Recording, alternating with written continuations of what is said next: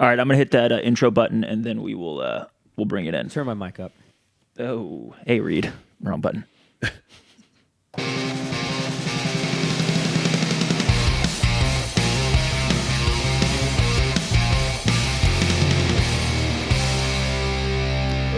Hello and welcome into the Section 109 podcast from Studio Breezy.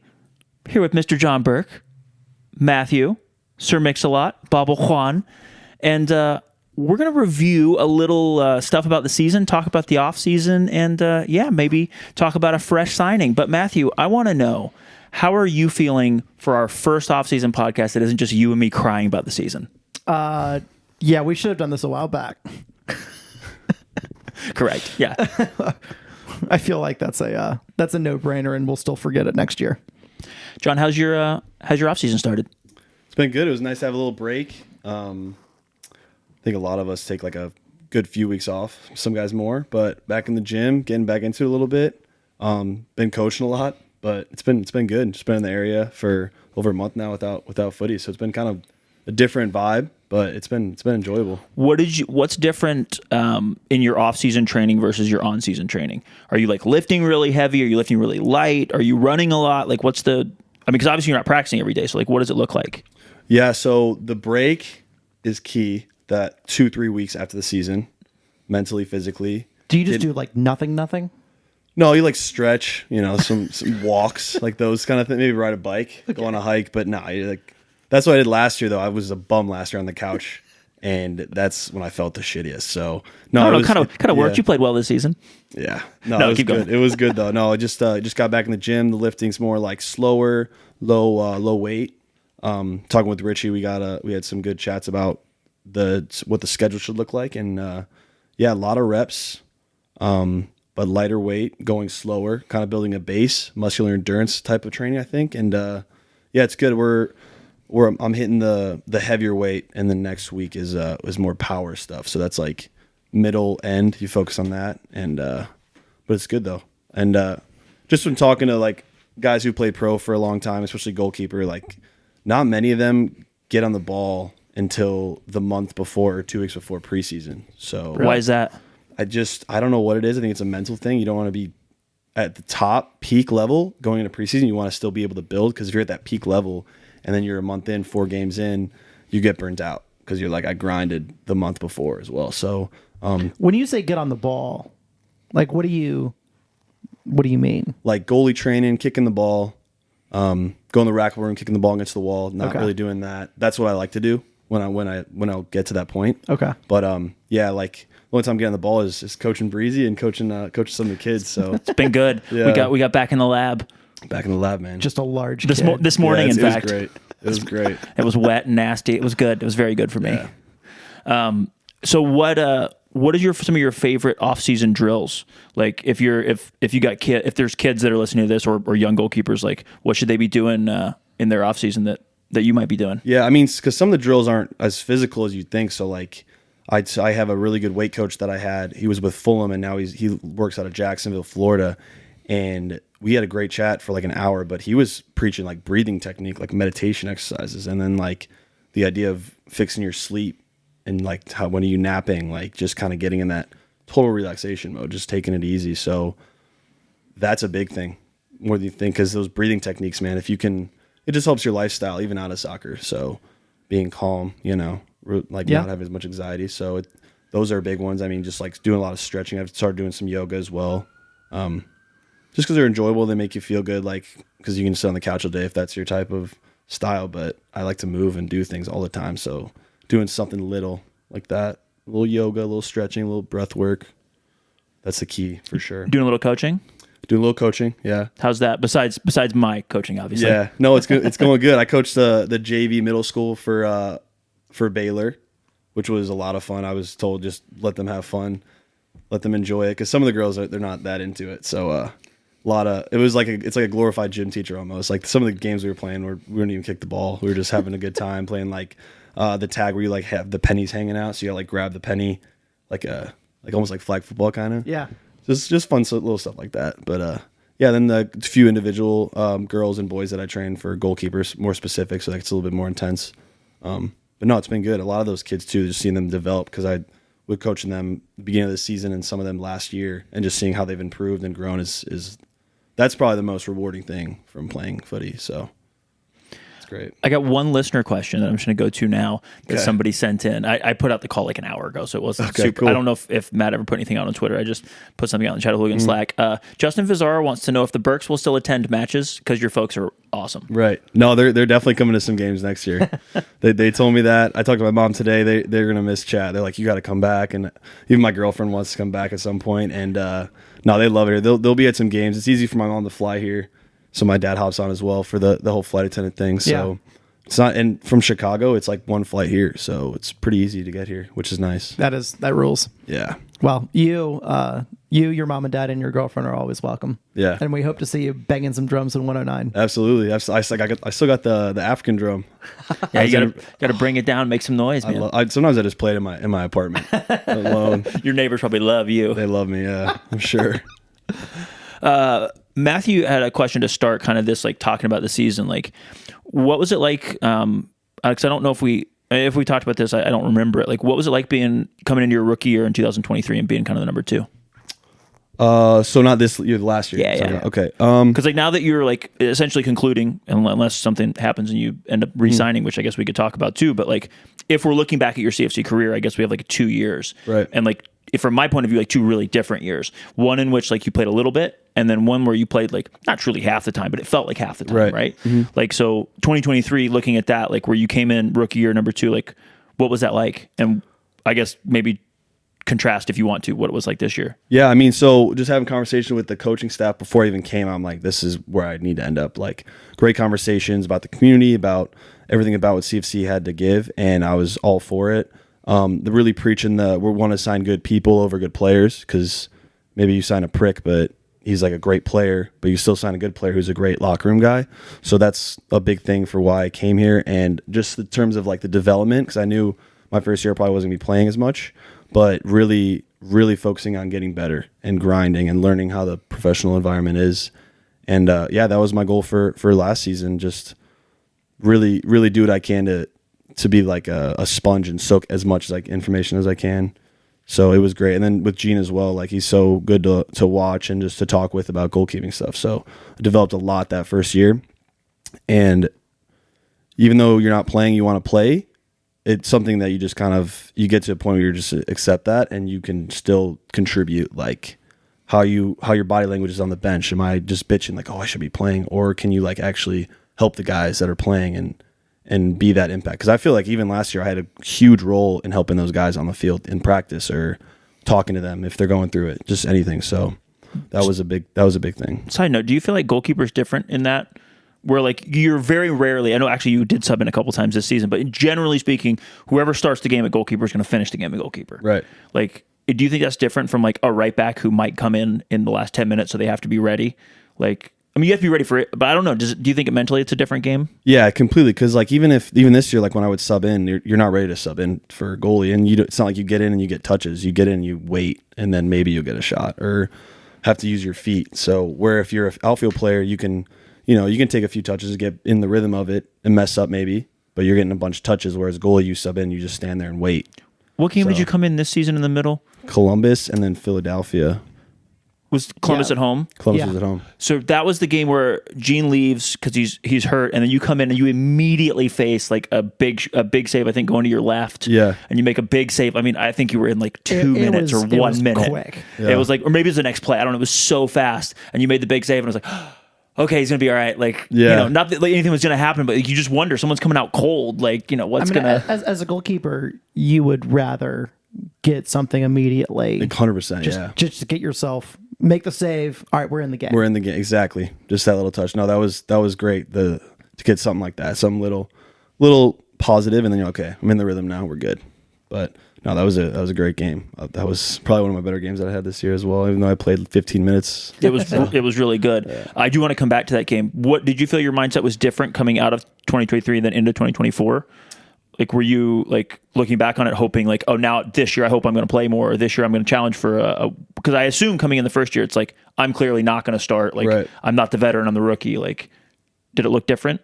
Yeah, a little bit. I mean, like was one trying to fight for that starting role, but also I knew with Gene's situation and his injury that I probably would be getting. Because you started the first 5 games? Yeah. Something So like that mentally that makes you feel a little bit better because okay, I know I'm probably going to be the guy, rather than you don't know until the day before the game, which is a lot more draining because you need to mentally prepare the whole week. So finding that out and just knowing like Gene's situation, he wouldn't be able to play, that I was the guy. So mentally that helped me focus and just kind of getting the good rhythm and good habits throughout the week to get ready for the game rather than finding out the day before or whatever. So yeah.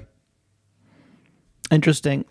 Can you share a little bit with us about, you're in NISA the first year, or I guess we're all in NISA the first year, and then you learn about, the MLS Next Pro, like going to be a higher level, going to be a lot more professional, at least on the, like everywhere outside of here. And obviously a lot more like visibility and exposure and stuff like that. Like, what is that like as a player who made that transition with us? It was cool because like a year ago today or yesterday they had I think it's today actually. They like did the whole Hell thing. yeah. So that was cool. That was a whole cool experience in itself. But yeah, I mean, it was new challenge. This year was probably the first year where it was really kind of like maybe got more validation, because the past 2 years I think clubs are still trying to figure out like what is this thing? Like, is it just a way to just get academy guys in, or is it like an actual league? And I think people saw that from this year that it's pretty valid, in terms of the level and how people operate in the league. But no, it was exciting when we found out last year about the whole transition. Did you worry about playing 16-year-olds every week? No, I didn't know if that was actually if that's how it works. But I mean, I have buddies that are goalkeepers. One of them is in Inter Miami, one's at F Cincinnati. And just from hearing from them and the whole situation, some of these other teams, it's weird because it's a development thing. So like if a team has a first team and then the second team is the MLS Next team, it's a development thing. So they're just grinding the whole week instead of preparing like a proper professional team where it's like Wednesday, okay, we go hard Thursday, taper down Friday is really relaxing before Saturday's game because you want to be at peak level. Where I think some of these guys, it's just like always high up there. Like in the training week. Because they're just trying to take those like 16 to 20 just year developing olds them and just get them going. Yeah. So it's like all development trainings and everything, even maybe the day before game. I don't know for certain, but yeah, it's just, and then how the whole dynamic work with, are they going up to the first team? How are they traveling if the first team's away, and like we Did they sit on the bench the night before? Yeah. So it was weird, but I mean, if it's like we're playing in Miami on Sunday and they were at home on Saturday, then yeah, maybe some of those guys would play. But if they were in Toronto, the first team on Saturday, and then we play Sunday, some of those guys on the bench that usually play in the MLS Next League aren't going to be suited up for that game on Sunday. So, but sometimes they fly them back or whatever the situation may be. So yeah, like Orlando had 4 different dudes that were that played, I think the night before, or on the bench or played the night before. Yeah, in the team sheet the night before, and then flew them up in the morning or whatever. Columbus did the same thing. Yep. Yeah, it was interesting how it worked because like the whole independent thing was cool, being an independent team, but like how these other teams operate with the first team,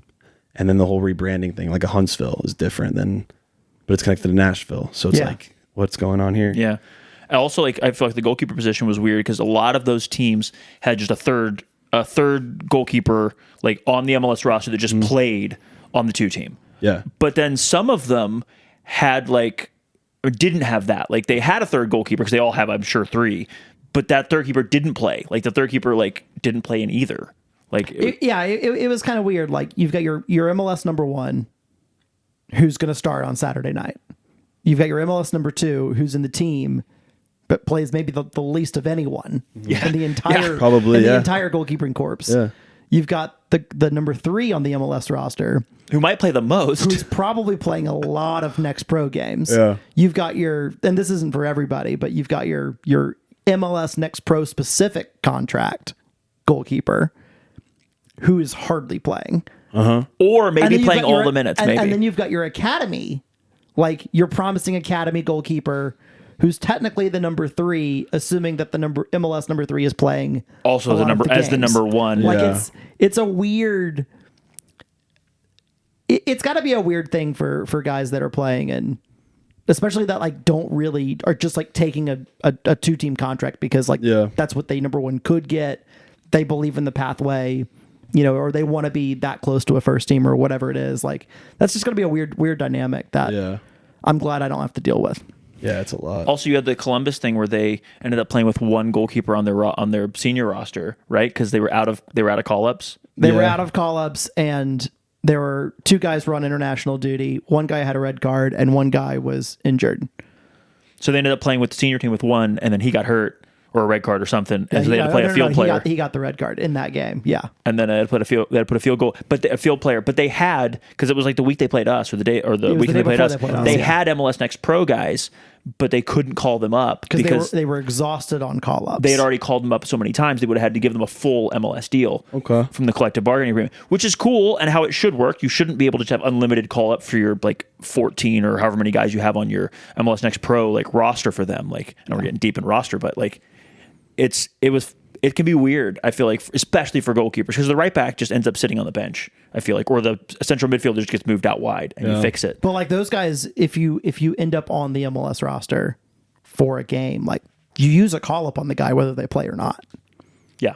So it's weird. I don't know. It's wild. Yeah, the whole goalie situation is interesting because like they have the 1, the 2, the 3, who is probably a top level college guy they either drafted or came up, and the 4th is the academy kid. So it's like some of these clubs are like, you know what, I'm not going to play that good college kid. I'm going to rather play the academy kid, which if I'm an owner or if I'm a coach, I might do that, even though he's younger. But get the higher ceiling. No, he's 17. You just get him to develop. But sometimes they do very rarely, I feel like they do the whole college kid thing. They'll go with the younger guy. But with Chicago, their goalie was the 2nd or 3rd guy as well, but he was older. He played pro for a long he was time like the 31-year-old or whatever. So they brought him down, and then I know FC Cincinnati that a few times, maybe Open Cup, they brought down like the 2nd guy who wasn't playing in the first team, but he was always in the bench. Yeah, Hunter Morse was the regular for the first part of the season, but then they had a guy on loan at Hartford, Paul Walters. Yeah. And then they recalled him and just made him the 2-team keeper. Yeah. But he was already on an MLS contract. It was it was wild. Well, yeah, because they both were with me when I was with FC Cincinnati for that. They did like the top level college goalies. They do like a little camp with like 15 of us, 20 of us. Nice. Really, really great environment. Like USL coaches are there as coaches, but you just go into little stations, and it's not as much of like FC Cincinnati scouting you. It's more of like what do you learn about going to the next level? Who do you need to connect with? What's the training environment like? So nice. that was a great time. Just chat. I remember sitting in the lobby. I was talking to 2 guys for like 3 hours about. Like, yo, how does this work? USL, what's the difference? From your guys' perspective, what's up with this MLS Next thing? Like, it's new, so that was cool. Interesting. But they were both there. The not Hunter, but the other kid, Paul, was he was at Northwestern at the time, I think. Okay. Or just committed to Northwestern, so he went there a year and then went back to F Cincinnati. It's a Midwest Mafia right there. Yeah. Who's your guy at Inter Miami? Owen Finnerty. Yeah. We bonded right away. I met him at a combine, and then the taller guy as well was Cole? Yeah, he was also with us at FC Cincinnati. Cole's Xavier Musketeer. Xavier, yeah. We played against him in college. No one's perfect. Yeah. You and your Xaviers, Matthew. Always. You don't like Xavier? No, I just being mean to him. Because I went there. Oh, okay. Which, like, while we're just shooting the shit right now, former Xavier Musketeer, my classmate there, Luke Spencer, just got the Tulsa job. Nice. Congrats to him. Yeah, shout That's out. cool. I'm not being shitty this time. Dude, I'll never. We used to play Xavier in preseason every year. And the one year it was like a terrible rain delay or lightning delay, and we were in there like they have a sick movie theater kind of like venue for their football team or not their football team. I don't know what team, but because they don't have football, do they? Mm. So it's just like a huge movie theater in the athletic facility, and we were in there for like 4 hours. Is that the one that's like you've got the soccer stadium, and then you have the parking lot, and it's field. like right through there? Yeah. Super cool. After I graduated, about to get real salty here. After I graduated is when they completely renovated the student center, the athletic center. It was for campus normies. There was a couple gyms, there was some stuff for you to work out for regular students. Yeah. And they took that building over and they renovated for all the Olympic sports. And which was awesome and needed to happen. And they built a brand new, really nice, student athletic center. It's so cool. Somewhere else on campus. But yeah, when I was there running cross country and track, during cross country season, we could fit in our closet, all 30 of us or whatever. In track season, we could not fit the entire team Yeah. in our team room, which was not a locker room. Yeah. It was just a closet with 2 benches on the side. And Yeah. It's Oh, you poor baby. but I do remember actually my first experience with the Premier League. This is a weird tangent.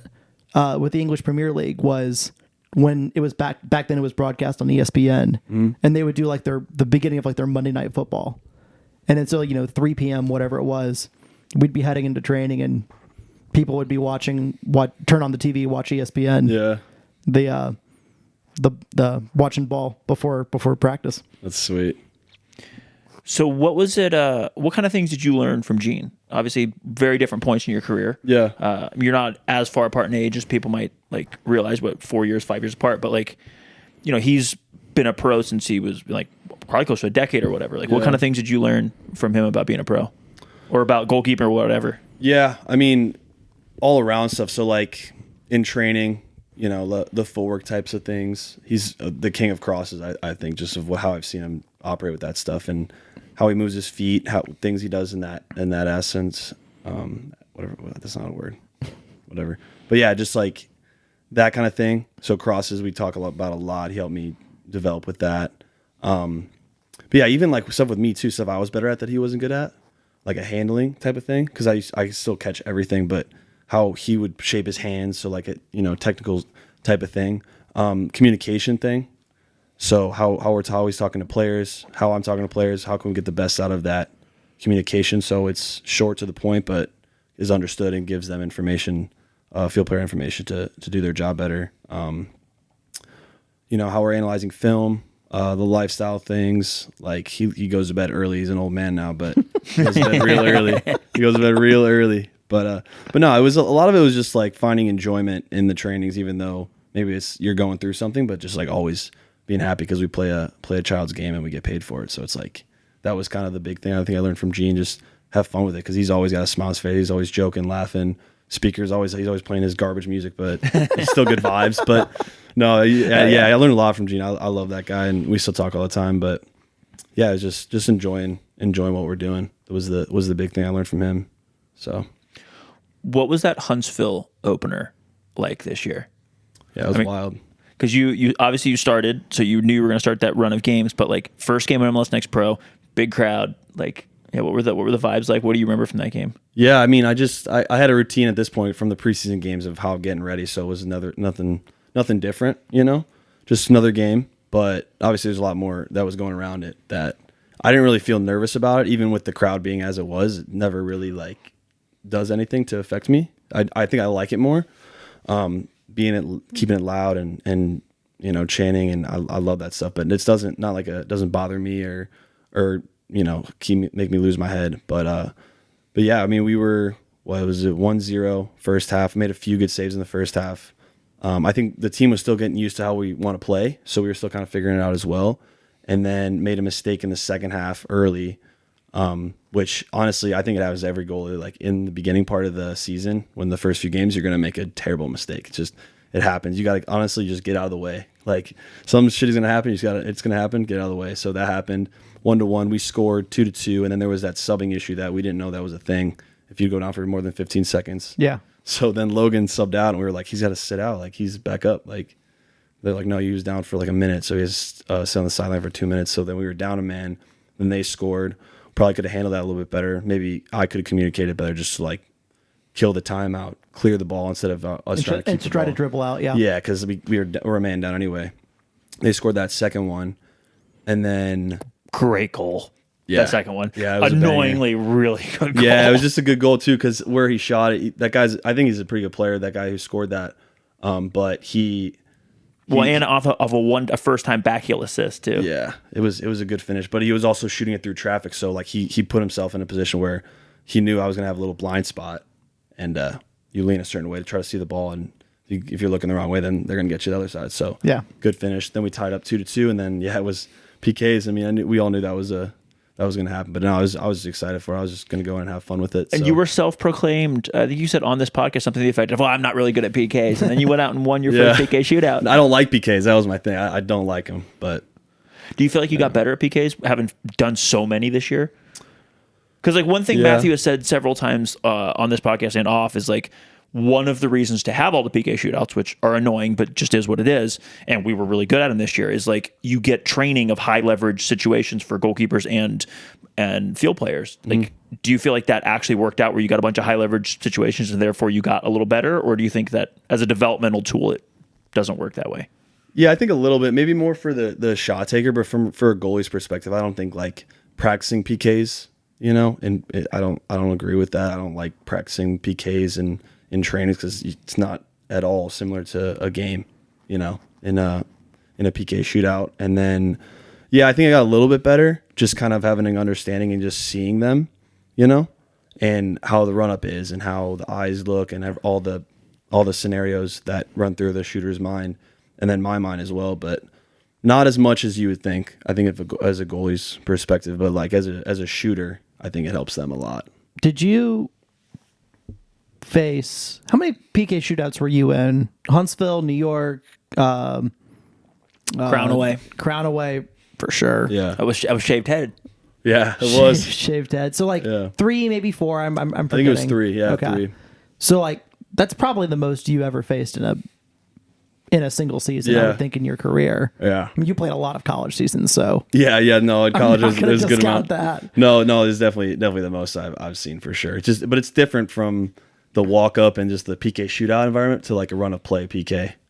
But no, I mean, I think it's so enjoyable, like for the fans and even for the players. It makes a tie not feel as shitty. So, but that's because we won a lot. Yeah. So, but like I think back to I think someone said after the Chicago game where we lost on PKs, and like Breezy and I, at that game, we're like, you know what, like that's a great. Chicago's a pretty good team. Like that's a great point away. Yeah. And I think someone from the that was up there was like, mood in locker room's like really bad right now. Like it feels like an awful loss. Yeah. And I think that's the really interesting thing about this, because like if you steal a point or you get footballed into a point, but it becomes 2 points. Like Orlando away. It's Orlando away. We rescue a point from like a game that we didn't deserve to be in. We got absolutely just smacked around all game, and we smash and grab, get a point, and then we win the shootout, which rules. And you leave and you're like, yes, that rules. Totally. Yeah. But like and I'm sure there's a game I can't think of, but there's a game that we gave up like the New York game. Like the New York game's fairly even. We had a bad patch and we got punished for it. It was 1-1. And then we go out in the final 15 minutes, make some changes, and we were really good and like probably deserved a winner. And then you lose the penalty shootout, and it's like, well, shit. Like, I just find that like that up and down is what did you guys feel that same way in the locker room? Was that like accurate in the sense like if you won, and I know we didn't lose many penalty shootouts, but if you lost one, did it feel like a loss, or did it still just feel like a draw? So I think it still kind of felt like a draw. Because like at the PKs, you're like, anything can happen. So you're just kind of like, it is what it is. Like if you lose, but we were good with them this whole year. But no, I don't think it felt more like a loss. It was still a tie. You're like still happy you got at least a point, especially in the games where you took it to PKs and we didn't deserve it. But that wasn't many. Yeah. Because we would win the PKs every time. It felt like so. Why do you think we did? Why do you think we won so many? Probably because we were in so many.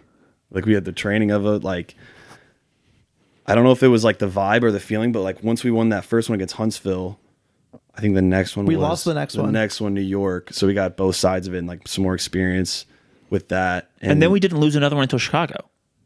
Yeah. That was the only one we lost. Yeah, like we lost. I think we lost 2 and we won 8, right? Yeah, we were in 10. Yeah. Well, I mean, like we had the same guys shooting them for most of the PKs. Like it was the same 5 guys. All the center backs. I got super nervous the day, and I don't remember which game it was, but it was several shootouts into the season when JP, who always went third, went fourth one game, and I was like, fuck, this is the one. Yeah. He still made it. Yeah, he's still made it. He's good at PKs. But no, yeah, it's interesting because even from scouts, though, like a lot of these teams that we played was they were early in the PK shootouts. They didn't have as many as us when we played against them. And then they only had 1 or 2 guys who took a majority of the PKs, so run a play PKs or were in the last PK shootout. And then there was always that like 3, 4, 5 shooters that didn't have the experience. And it was like on the sheet that maybe they took 1 last year. So this was like their first one. where we had guys that took them all the time. Going into that, what kind of scouting did you guys do, and how does that like take somebody through, or take me through, anybody, like how are you prepping for a PK shootout? Like when you get to the end of the game, like do you just have a sheet that has like literally every PK they've taken? Like do you have the expected takers? Like what does all that look like, and how does that get prepped? Yeah, so it's like the number of shooter who's taking it, the direction they go. So some might be like left, right, but and it only says left or only says right. It doesn't say like left high, left low, or anything. Yeah, because usually I don't know if Gene doesn't like to overthink as much, but I get very analytical with it. So I look, when I watch the film, I get the steps, I get when I'm gonna do a hesitate or when I'm gonna push off and dive. So I know, and then usually I run it through my mind before the game. So like the Huntsville game, I already knew like what was going to happen before, because you just run it through your head. And then if they got like a chip or something different, you would like put a star or something next to it, so you know they have a chip, or like a stutter run up, you'll put like stutter.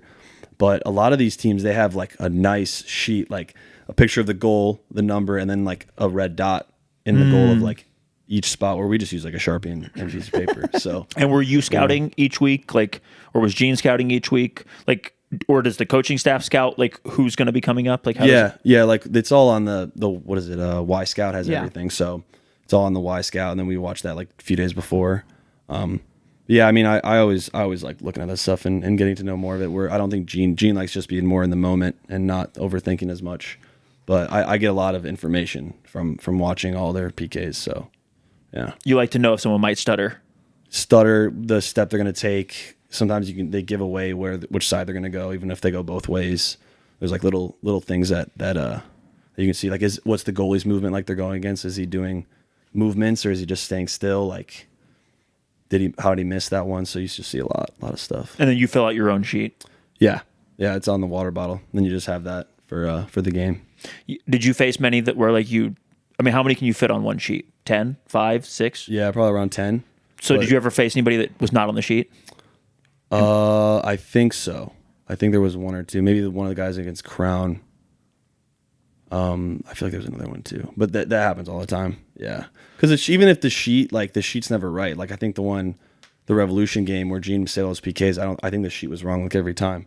And then the one against Crown, the guy that I saved the last one against, he went the other way. So it's like a feeling thing. So you can't really rely too much on the sheet, because the sheet's just tendencies. Yeah, like kick takers have to go different ways sometimes. Like yeah, exactly. So I don't know. It's nice to have the sheet, but and to watch it, but I don't think you could be fine without it. I think. You ever look at it and go, "This guy's gone left 3 times. He's for sure going right this time." Yeah, I have. Yeah. It's like just gut feeling. It's like when you get a standardized test and you're like, "Oh man, this is B. Did I do something wrong along the way here?" Because there's 4 B's and there's no way. Mm-hmm. Yeah, so you start playing the test creator and not the not the stuff. Something that you said earlier that gave me a thought, like if penalty taker 3, 4, and 5 aren't as experienced on some of these teams because of reasons, maybe they don't play as much, maybe they're rotating more, maybe they just weren't as. I wonder if that explains some of our home wins where you had guys getting real pressure put on them because you had the kids wave. I don't know if you've seen pictures, but all the academy kids taking their shirts off and waving them when they're going. Yeah, no. And then like us banging on the drums, and then like them all being like cool right before, like when it's us. And I wonder if like that extra pressure on some of those younger ones means like the penalty kick taker 1 and 2 maybe you can't shake, but maybe like 3, 4, and 5 if they're a little less experienced. Maybe that explains some of their, because I feel like we got a few like penalty kicker number 1 misses, but I guess you put your first guy there, right? Like Marcus is on the field, you put Marcus at number 1. Yeah. But I feel like number 5 maybe needs to be like a killer, but I feel like maybe we got a lot of misses on like 3 and 4 or saves, like, or like either you go the right way or Gene goes the right way and they hit it off the bar. Save in my mind. Yeah. As long as it's going the right way, whatever else. But sorry, I'm just thinking about that out loud. Yeah, I wonder if that's why we won so many of those at home in particular, because like the inexperienced guys towards the end were just like shell shocked. Yeah, I think so too. Especially like because some of these guys are kids, they're 17, right? So they're shitting themselves for these PK shootouts, where they think it's life and death, but it's really not. If you go into it like life and death, you're gonna fail. So you need to go into it because like the best performances we had in PK shootouts, we don't care. We're like, it is what it is. Why do you think so many center backs took them for us? I know we're really deep on penalty shootouts, but I haven't got to talk to anybody about this. Like, Because there were some games where Duvon, Fareed, and Toley took a penalty. Mm-hmm. How many teams? And JP. And JP. Yeah. Well, I wasn't gonna lump him with the center backs, but Yeah. it's so crazy. And Milo obviously took it, but it's not as an outside back taking one. I don't think is quite as wild. Although you could have run 5 defenders out there and it wouldn't have been shocking. But I wonder why we had so many center backs just banging them. Yeah, I don't know. I feel like even thinking about high levels like Champions League, I think sometimes the center backs are just good at that. They hit it hard, or just their presence because they're bigger. That always plays a factor as well. And confident. Their confidence, yeah. Because Toley, Duvon had a great one. Fareed had a good one. Yeah, I don't know. It's just because Toley just smashes it really. So Hey, he started placing it. he does. yeah, placing he it. does. Yeah, it's good. Somebody told me they saw a cheat sheet from the other team, and for Toley it just wrote hard. Yeah, exactly. That's what happens, man. But he does that because he's smart too. Because if I get hands to it, but he hits it as hard as he does, I'm probably it's gonna break my hand and go in or whatever. So tip of my hand and go in. So What kind of practice did you guys do during the week on penalties? Just the end of, was it just left up to you guys? Did you? yeah. At the end of the session, just work on it. Kind of just try to get into a good rhythm of what you're gonna do consistently. Even if you're hitting the same side and the goalie saving and training, just working on what you're gonna do. I don't know. The thing that you were in this penalty shoot, it was Crown away. That Odunze save on Milo coming across the top with his he's so fucking big. He's a big dude. I know. He is so tall, and he got to the corner like nobody else. Yeah. It was Milo puts it pretty close to the bar, and he just made it look like a routine. It was wild, but we got him in the end. But Speaking of Odunze, who might be Breezy's favorite keeper, not on CFC. correct. In MLS Next Pro, he is my favorite guy, not on CFC. Who's your favorite keeper? Ever? Yeah. Keylor Navas is one of my favorite. Petr Cech. Those are the guys I have in my room, growing up. Why? Petr Cech is just, that's just kind of later, but I just always kind of flocked to him just from how he made saves. It's because some of these guys are so trying to be too pretty and then mess up or a goal will go in, but a Tim Howard and a Petr Cech style is just don't let it go in. So even though it looks ugly how they're saving it, they're not letting it go in. They're just, at the end of the day, great shot stoppers. Same with Keylor Navas. Navas also dressed black head to toe. He likes to wear, if he had a black goalkeeper jersey, he'd wear black socks, black shoes, black tights. Yeah, black, he was he looked like a jungle cat. He was just he's gonna, I don't know, he was a different aesthetic than most goalkeepers. Yeah, I always enjoyed watching him play. But also 3 times Champions League winner, only one of which when he was a starter, I think, for Real Madrid. Didn't he win 2 for Real Madrid while being the non-first choice keeper? Yeah. I think where Iker Casillas was the league keeper and he was the Champions League keeper. Yeah, And then think about what he did, and I forget what year it was, but what he did for Costa Rica in that World Cup. That's what got me. That's what got me. Yes. Yeah. He was the best keeper. He was the best keeper in that World Cup. Yeah. Unbelievable. Yeah. And for a country like Costa Rica, he'll never pay for a meal ever again. I know. You know? I know. I love that guy. And I was very fortunate. I went to the Guinness Cup game when Ronaldo was on Madrid, and then Mourinho was a Chelsea coach. Oh, nice. And it was the first time he did this. But I saw Petr Cech live there too, and just seeing how good Ronaldo is and scoring. I think he scored 2 or 3 goals, but Petr Cech still had a great game. They just didn't win, but it was sick for a summer team game for a championship in the US tour one they do now. It was high level, and seeing Petr Cech there and Iker Casillas was wild. Is there anybody that you see now playing in anywhere that you're I want to do what they do? Someone of I don't know, doing something special or doing something interesting? Yeah. What's his name? Not Di Lorenzi, or I forget it's D something, but he's on Juventus. He's the goalie for Juventus. He's newer. Yeah. Do you know what I'm talking about? Yes. I forgot his name, but Di Gregorio. Di Gregorio. Yeah, he's I've seen his highlights. He's such a beast, and his percentages and everything, his stats, he just saves everything. Have you seen how this is what I noticed about him, because he was on he was on a smaller team last year. He catches everything. Yeah. If the ball is in, he never parries. Mm-hmm. He just catches and swallows up. He's not that big. I mean, he's 6'2" or whatever, but or he might even be 6'3", but I think he's 6'2". He's not a huge keeper. He's a wild guy. He's a beast, man. He's just so powerful too. I don't know. He's a guy I like to watch and see what he does for sure. And I love the like the Brazilian league. So like what's his Weverton on Palmeiras. Like some of those Brazilian goalies are beasts too. He's like 6'5", just giant, but like how they play with their feet as well is fun to watch. Brazilian goalkeepers are something else. Yeah, they're wild, man. I think there was a Jurgen Klopp quote when he was coaching Liverpool about like Allison had done something either boneheaded or incredible or maybe a little bit of both at the same time. And Klopp was asked about it and he was just like, well, Brazilian goalkeeper, what can you do? Yeah, exactly. Exactly. He's wild. How did you get your feet to be good? Well, being told that they were so bad. I think my freshman year of college, they were like, "You're shit with your feet. Like, what are you doing?"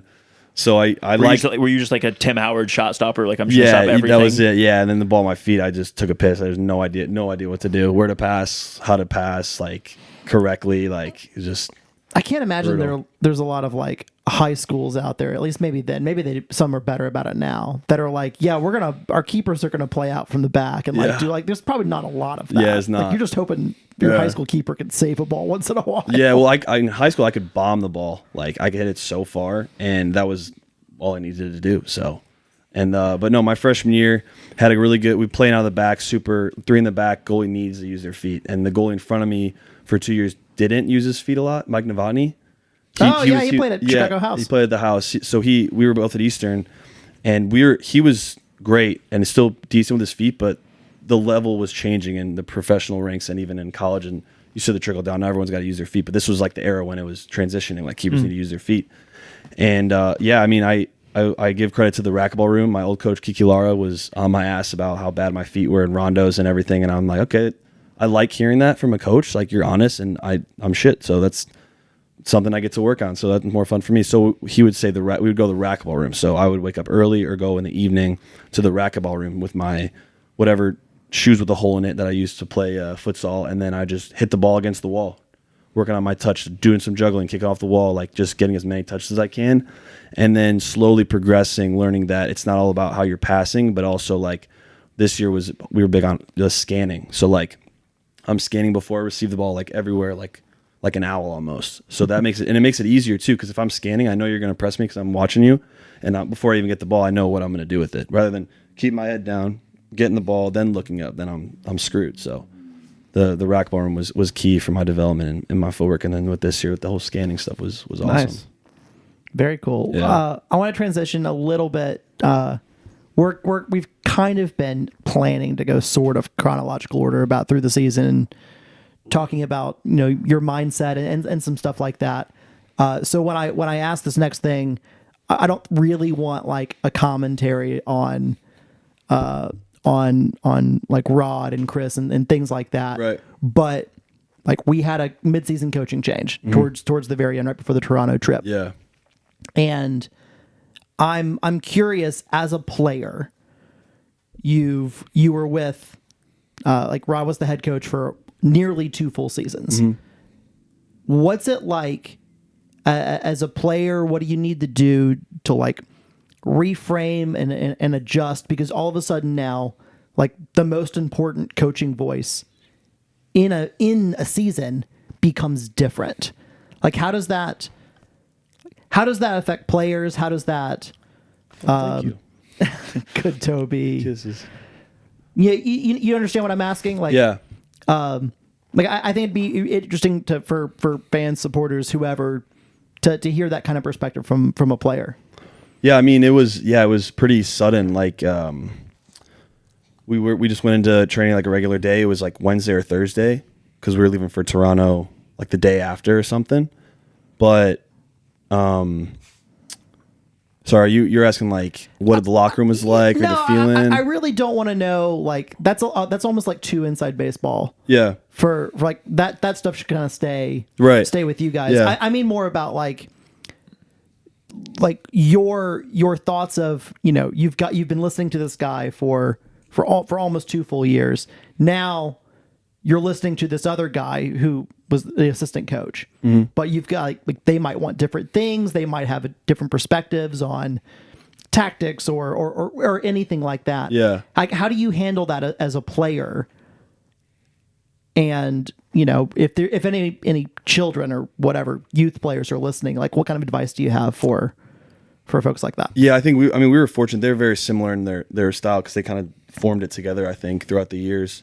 But I mean, it's really all that stuff's out of your control, and you got to respect everybody in those situations because someone like Rod is going through it. Because I mean, if I'm in his spot, that kind of sucks, but I have no control over that. But you respect Chris, and you when he comes in, and you just kind of like try to be a sponge again, learn if there's anything new words that he's using or ideas about things. But no, I think since they were so similar, it kind of made it like an easier transition with the style because there wasn't much to change. It was too late. We had 2 games left, so there's not much you can't change the whole system. Yeah.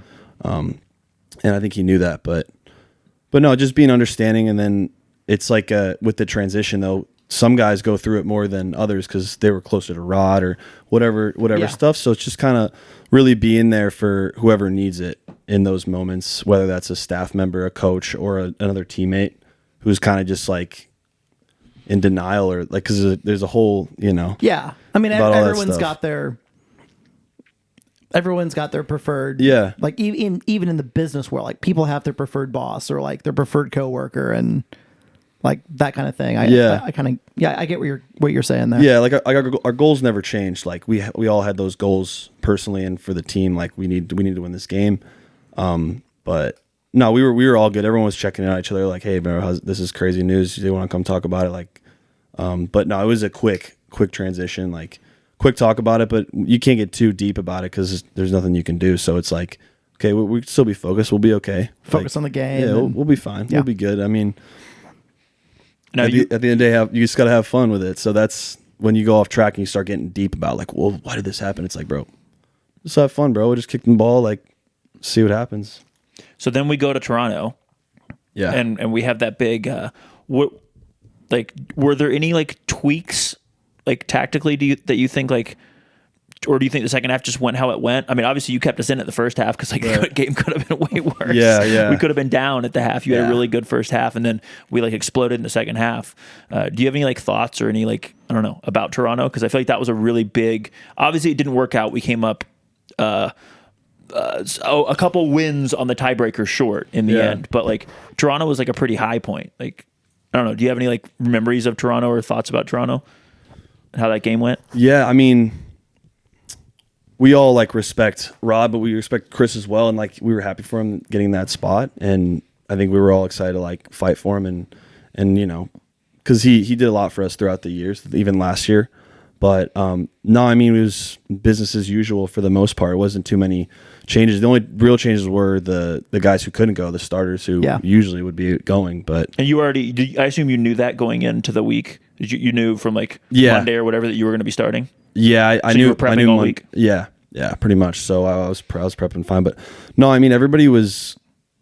I don't know. The vibes were still high because we were like, okay, we're still playing for something. We can still make playoffs. Well, because on that run, we had won a game, Columbus. We had gone to New England and gotten 2 points. New England. Yeah, stressful. And then you just like you're 2 games without a loss. You need to win the next 2. Like it was still. Yeah. It's interesting that you mentioned that's kind of a little bit business as usual, because like.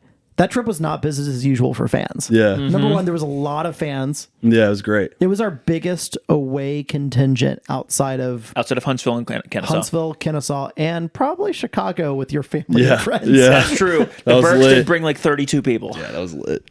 That was so fun. That was awesome. There were more Burke family attendees, Burke and Co. attendees than there were Chicago fans. Yeah, it was then great. plus us. Yeah, for sure. Yeah, basically. But that's just interesting that like some of these away games are just got to go out and play. Whether there's 5 people or there's 100 people, like 3,000, whatever it is, like you just got to go out and play. Yeah. Whereas like we look at the season oftentimes, Breezy and I specifically, in terms of like road trips based on how many people are going, like, are we doing a vacation? Like, like around it, is that game the trip or whatever it is? Like that was a big moment for the club because it was our 300th competitive match. Like it was our first international, like outside the United States, like all those things. That's interesting. Yeah, I mean, like, but business as usual, like we still come together, and like what I'm saying, like just always try to enjoy it, because all those stresses in the business side of it, like, oh, we have to win this game. You don't have to. I think that came some part in the season where we felt this stress, like we have to do this, we have to win this game.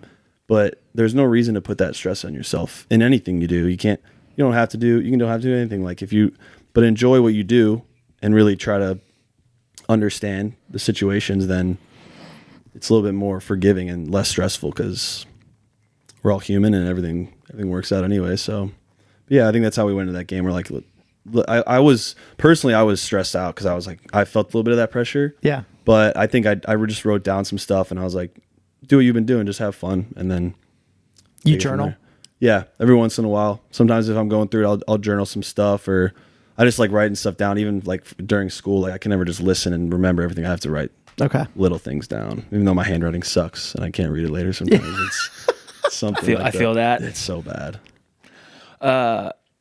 Then what was I gonna? Red Bulls. So like I missed that one at home, which was a bummer. I didn't get to say goodbye to a bunch of guys. Yeah. But what was? Yeah, I mean, I guess take me through that if you're willing to talk about that, because I feel like that was probably a really tough game or really tough. Or maybe it wasn't. I don't know. But like it came down to the very last game of the season. So what was that like? Yeah, I mean, the Toronto game and even the Red Bulls game, we treated it like it was a playoff game already. So just how we were operating, getting ready for the game. So yeah, it felt like a first round of playoffs or second round of playoff game. Not with added pressure, just with enough added pressure to, get a little bit more motivated. 'Cause you're like, oh, this is fun. This is what we play for. Like, this is the best. So that was kind of it was a good vibe. I think everyone felt really good just on seeing everybody, how we were acting. I think everybody was really excited for that game. Yeah. And that there was really something important on the line. And just did everything we could, and control you can control, because you can't always be watching the other games and hoping, that 4 teams lose or whatever we needed. So no, but I think the vibes were good before that game, and I think we actually played that game fairly well for the most part. Absolutely. A few bad areas, but we were the better team. We just didn't get the win. Yeah. But it was interesting, because I didn't know how, even like Toronto, like when I scouted them, they had a few of their top guys that didn't play. They were playing because they knew they were out, so they were playing their lower Thank guys. goodness. And then, yeah, right. Who had something to prove. Like that can backfire too, right? Yeah. And in that first half, I would argue they were the better team, but we got it done. Yeah. So what's next for you? Yeah. Well, okay. So let's introduce this a little bit better. Okay. All right. So this is kind of the part where we want you to kind of walk us through something that we oftentimes ask players, like, how did you end up here? Right. But we've never had a chance to talk to a player that's no longer under contract and is actively looking for something else. Right. So, there's after the season there are meetings with the team, with whoever, and eventually fans see the kind of aftermath of that in press release form, and they call it roster decisions. And in your case, you were on a 2-year contract. A year with an option. Okay, so they activated your option last year, and so you're out of contract, right? And that's all it said. You're just out of contract. Yeah. So if you don't mind, like, kind of share what's next for you, and we'll kind of just go from there. Okay. Yeah. So free agent. And I think the out of contract stuff, sometimes in some situations it's not a good thing, because it's almost a kiss of death that you can't find a club. But with this season that I've had, and just kind of where I'm at in my life, and with playing free agency time, I never had an agent, and I just signed with an agent. So that's it could be good and bad, because I've had an interesting experience with how that stuff works, and I'm very fortunate to have a good guy, and Cody Lorendi, to be my agent. And just from what I've heard because him and Richie were like roommates at OKC Energy for like 2 years. So they're good buddies. That's awesome. So Richie's like, yeah, you got it. This guy's great. So I'm like, perfect. So just talking with him. And then from the connections and like contacts that I have through playing, friends, family that played at the professional level are not playing anymore, or in some way, shape, or form, a coach at one of these teams.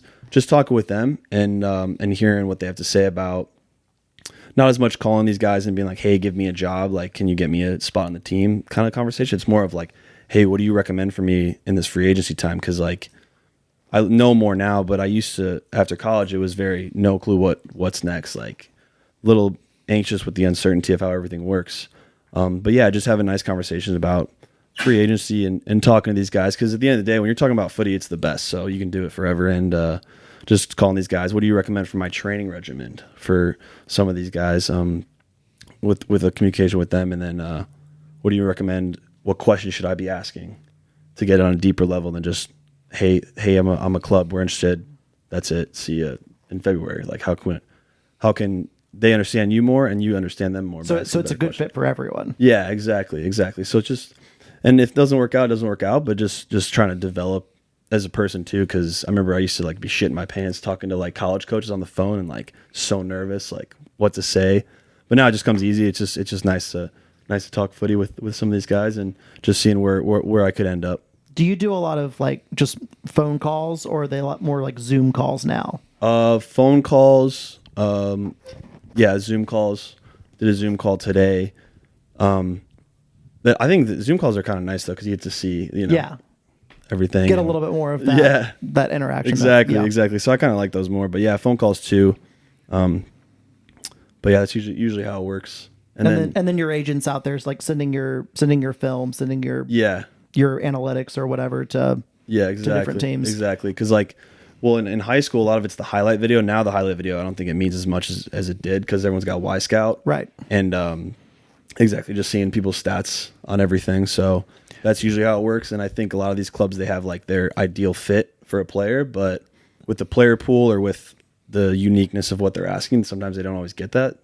And they just got to figure it out as it goes, because you can maybe fit that player into how you want to play or whatever. But yeah, just having a conversation. A lot of these teams are similar to CFC in the fact they want good people, in the community and how they interact with people with respect. So, but yeah, I think that's how it should be, but it's rare cases where it's not like that, where we just want top quality players, but you can be a dickhead.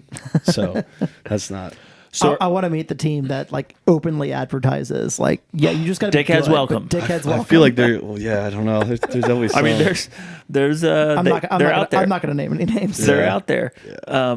Do they reach out to you first and then to your agent usually so far, or do they reach out to your agent first and then like, is that like a funnel thing? Like, is there like an etiquette that you've learned so far? Because I mean, obviously you just picked up an agent now, but like, is it one of those things that they call you first? It's weird. Like, I don't know. How does that work? Yeah. So a lot of me, like I've just been talking to the guys that I already know that are coaches at the professional level, just asking them those questions about development and everything and what they recommend as a free agent. But yeah, a lot of it's just the agent will send the contact to the coach and they'll review on Y Scout, and they'll go from there, and then they'll have a call where they can understand who you are more personally on a personal level, and but no, the agent will just shoot it out usually and do that. But when I didn't have an agent, that was me. I had to do that, and I would say if you have an agent, I put my dad's name down. So I wanted to look more official, but that's awesome. But I wouldn't. His name's Patrick Burke, but he's gonna hate me for this. But his middle name's Kelly, so I would say Kelly Burke. So it didn't. So they couldn't pick him. They couldn't Google him and figure out. I don't know. Yeah, exactly. So I didn't think it was my dad. That's awesome. Yeah, so that's what I would write down. But no, I would be the one calling these guys and trying to make the connect without having an agent, which is a lot more exhausting because I don't want to be the one to have to some of these conversations. Yeah. Do you want to go abroad? Do you want to stay domestic? What do you want to do? I'll stay here. Yeah, I'd pick to stay here for sure. I mean, with my whole situation with my girlfriend being in Finland, I was considering maybe making a move there, but I don't know what's going on with all that. So, I think it would be cool, but I don't know. I like how the U.S. leagues are coming about with more teams, and it's just getting better and better. So I wouldn't mind staying here. Well, we definitely wish you the best of luck. Yeah, thank you. We've got a couple questions about saves and et cetera that Breezy can have right now. Do you have a favorite save of the year? Probably either one of the ones from New York. that were in the second half, or I think the big one though was the Columbus Crew free kick was a top one for me. That was class. What about the double save against Crown? Double save against Crown. There's the free kick. There was the free kick banger. Then I think they had the corner, and you had to make a. Oh yeah, that was cool. Yeah, that was a good one too. I guess it wasn't a true double save, but back to back. Yeah, well, that one though, it was kind of I made a mistake as well, so that's why I don't want to talk about that one. But yeah, no, that was a good one as well. Kept us in it. You make the save. Like Keeler Navas, it doesn't have to look pretty. You file that, good. Put that in the highlight video, and file it under recoveries. Exactly. I did not put that one in there. No way. So, I'm trying to decide which order to ask these in.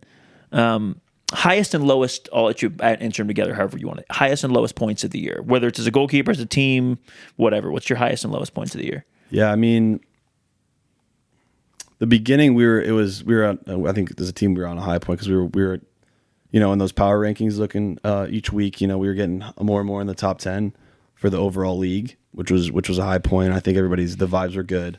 But I'm trying to think of like a funny story or something for another high point. But yeah, we were blending in that beginning point, and that's when it's fun because like you come in, you don't know anybody, and then within a few games, you know everyone way more, and then you're blending and you're playing more freely because you understand how people are on and off the pitch. Because some guys you can just understand them on the pitch and that's it. But I think if you get deeper off the pitch as well, it helps with the field play. But no, I mean, we used to do like a Bible kind of study on away trips. It was a few of the guys. I'd say like Jalen James kind of led it a little bit, where we have like devotionals we read in the morning. So it's like me, I read like a page of like it's called like Jesus Calling, and you read a few Bible verses. But no, some of those we would have on away trips. But that was a great time because sometimes we just show up and we wouldn't even talk about God. We just talk about what you need, what you're going through. Because in that group we had like a few guys were going through some stuff at certain times, me as well, and that was a nice point where you really find some homies within the team that'll last you forever, and really get deep with people. So there's a lot of high points with getting deeper with people. Low point. It's really important why you're thinking about that. I think it's really important for us as dudes to like talk. Yeah. Share our feelings. Yep. Why? Neanderthal. No, it's so key, man. The mental health stuff is so important, because if you can master that, then just everything else is easier. Speaking of mental health, show your jersey. You were talking about this pre-podcast. I don't think it was Big Pluto, baby. So tell us about what that is. Twirl. The Mental Health Matters sweatshirt is over there. Yeah.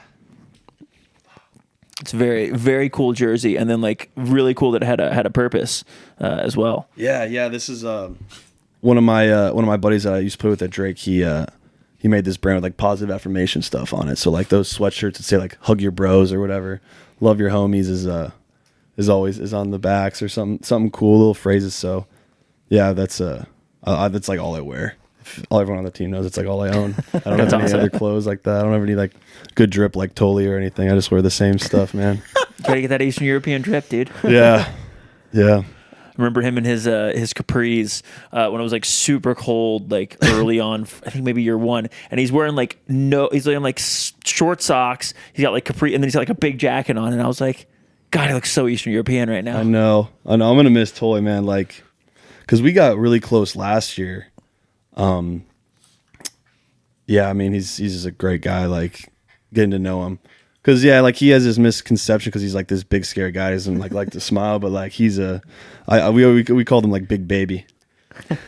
But, no, he's a great guy. And he's I feel like for how old he is, he's very, like, smart with his emotional, like, stuff. Even though, he acts tough when he's playing, which you should have, like, that alter ego. But, like, he's just a very like good guy to like talk to if you need something, and even though he maybe doesn't seem like he's approachable like that, he definitely is. So I'm gonna miss that guy for sure. But what was it like? I actually had that written down as a question. What was it like playing with Tolly in front of you? Did you play different because he's 6'5" and going to come out like a salmon out of the air? Like, did you worry about running into him on like? Yeah, well, that was the thing. You knew you were gonna, even if you call keeper, you were gonna run into him because he goes for every ball. So like with Gene this year, like he knocked Tolly in the head. Like Tully's going to go for every single ball, which is why we love him, but also why we kind of get freaked out because we're gonna clock him, or he'll clock us. But yeah, he's the only guy. Big. It was like it was you two, it was you and Gene, and then him. Like as far as like size of guys, Yeah. like when everybody else is like, I guess this year like we had some more size, but like last year in particular, it was like you three, and then everyone else like a foot shorter. I know. Whatever. No, that was great. Yeah, I'll never forget like the first time picking him up from the airport when he was on trial with us last year. So did you pick him up? Picked him. I was the first one to talk to him. I was driving. I could feel his glare. Like he had like Very intense. very intense. I'm like driving because he was trying to comprehend what I was saying because he didn't speak English very well. And we drove him to Gene's place, and it was a Super Bowl night. So like we were like, hey, I'm like, we're going to Gene's. Like we're gonna watch Super Bowl. Like we're gonna eat like buffalo chicken dip and have a few beers. Like you want to come? And he's like, sure. I don't know. I don't understand football. And Tully sat. I can't imagine watching American football with Tully. He was so confused, like what was going on. It First was day so in town, fun. he's like starting on trial, and Yeah. by the way, it's the Super Bowl. Yep. We're all gonna watch. Like have a few beers. Like show up to training the next morning. Exactly. Yeah. Because Gene went up to Tully. He's like, Tully, like, nice to meet you, man. Do you want a beer? He's like, beer? Yeah. Because it's like he knew what the beer meant. And then yeah, we played. Then he lived with me for a few days, and we played like Cards Against Humanity with him and stuff. And he was learning English better and like the slang, which was hilarious to hear him explaining Cards Against Humanity. Oh my god. Yeah, it was great. Like a yo mama joke. And he did not like that. He's like, bro, my country, like you get killed for that. I'm like, nah, well, dude, it's not. We don't mean it like that. It's not that serious. They take it so seriously. That's incredible. Oh, amazing. Well, John, this has been really fun. Yeah. Thanks for coming on. Yeah, good luck with whatever happens next for you. If you don't mind, we're going to close this podcast with a little bit of news. Actually, let's talk about the CFC Classic first. Yes. CFC Classic was over the weekend. And if you missed it, don't miss it next year. It ruled. Yeah, it was awesome. There were a couple players from the original like 2009 team. There was like 5 people there. Like it was both coaches and like 3 players. Yeah, it was. They had a few women's players. One of them was fucking good. One scored a goal. He was solid, but like one of the center backs was like one of the standout players from 2009. Yeah, Elliot Anderson, who was like a forward or a winger at the time. Like he must still. I asked somebody about him. I didn't get to talk to him. I didn't know him. He plays like over 30s or something. He doesn't play over 30s. Might play over 40s. Well, unless I'm thinking of a different guy. I'm thinking of the center back number 3. I'm pretty sure he was wearing. But like the guy that I was told he still plays like 3 times a week. He just plays like I think in that's Dalton Elliot. or whatever. Maybe it was that. But he was a monster. The Classic was so fun. The vibes were incredible. Seeing we couldn't lose because it's CFC on CFC. Right. Just like the whole experience was great, and I have nothing but good things to say. I smiled the whole time. It was good. such a fun experience. The first one? First one ever. Yeah, I like that. Yeah. That's sweet. I know Beto was in for that as well. Yeah, he was. Yeah, Did you see him while he was in town? No, I tried to. I was at a wedding, so I wasn't even in town. Oh yeah, you were out of town. That's So right. That's right. seeing Beto, especially because like he literally played for us last year. Yeah, like, it's crazy. Which was real fun. Like Clayton Adams, David Coloco, like guys from the 2020 year, which we barely really got to experience. Mm-hmm. Obviously like Joao and Zeka and Juan playing, Summer and Anna. David Perez, who I don't think I've seen play a soccer game since he got a red card against Detroit in a friendly. I forgot about that. Man, it ruled. It was real cool. It was really good. The vibes were immaculate, and I really, really, really, really. Luis Trude. Yeah.